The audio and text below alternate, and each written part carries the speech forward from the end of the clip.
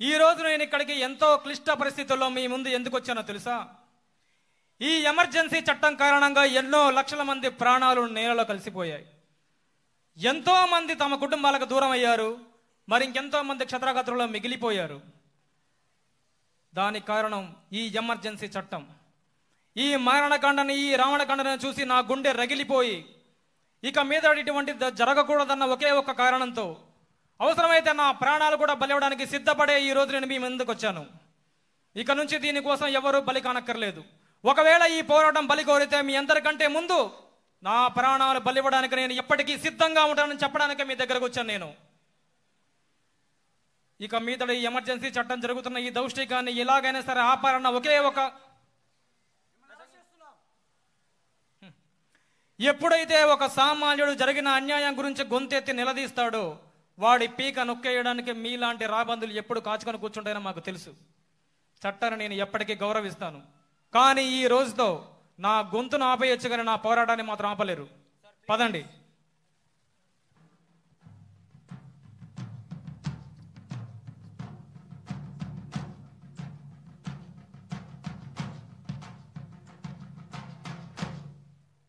అందరికీ నమస్కారం అయ్యా. నేను ఒక కళాకారుణ్ణి. ఇలా స్కిట్ చేసినట్టే ఒక ఢిల్లీలో ఒక నాటక కళాకారుడు వ్యతిరేకంగా, ఎమర్జెన్సీకి వ్యతిరేకంగా ప్రదర్శిస్తున్న సమయంలో గన్నులతో కాల్చి చంపేశారయ్యా. కానీ పోరాటం ఆగల. తర్వాత రోజు వాళ్ళ భార్య అదే నాటకాన్ని ప్రజలందరికీ తన గలంతో తెలియపరిచిందయ్యా. పోరాటాన్ని ఎలాగైనా గెలిపించాలని ప్రజలందరూ ఎదురు పడ్డారు, ఎదురు తిరిగారు.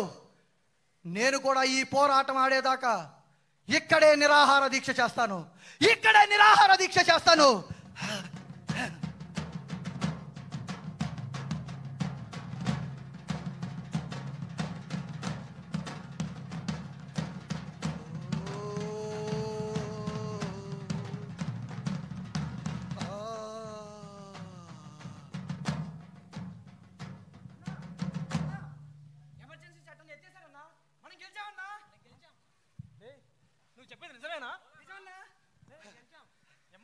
తీసేశారా?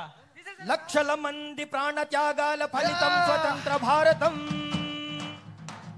ఆ ఒక్కరి చేతులు ఆయుధమై అల్లాడుకుందిరా తమ్ముడా.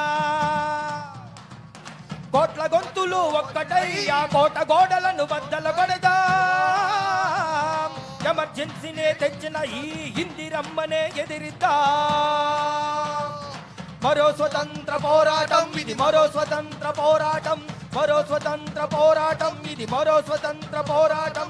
ఎమర్జెన్సీనే ఎదిరించగమనమేకమైన సంగ్రామం. మరో స్వతంత్ర పోరాటం ఇది, మరో స్వతంత్ర పోరాటం. ఆ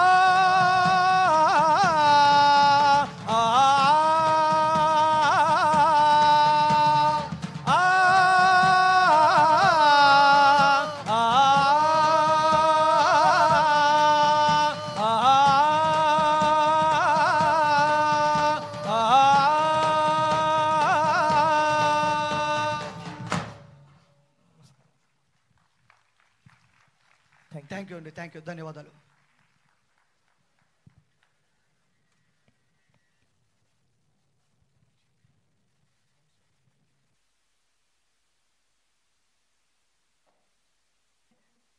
ప్రజాస్వామ్యం వర్ధిల్లాలి.